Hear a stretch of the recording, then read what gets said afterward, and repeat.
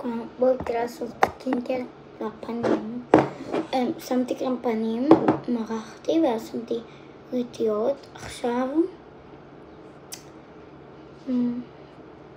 אני שמה מוס גוף לצמצם מטורף. אני צריך לערבב לפני. וואו, הוא גם נעים ברמות, והוא כאילו פלאפי כזה. וואו, אני שמה קצת גם ברגליים. וואי, איך אני אעצור? אני מורח ביחד בבוא. שמתי.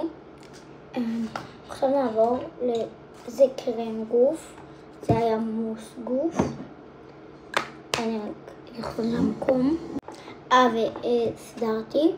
וגם אני רוצה לציין, קצת עושה ככה לתת לה. אני רוצה גם להגיד שזה גם קצת טמפור כזה.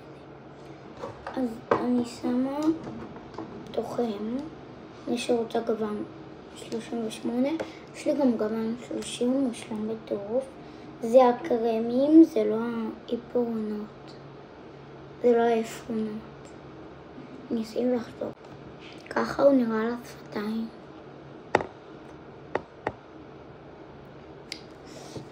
זה הגוון בדיוק. עכשיו זה הדבר הכי מספק.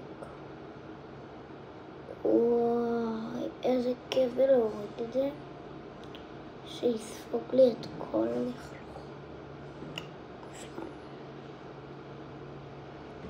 לפח.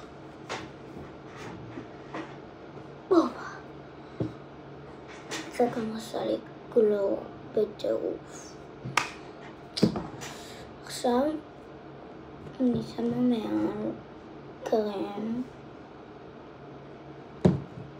קצת, שלא ירוס את הגלור, פשוט שיהיה קצת כאילו מרגם כזה.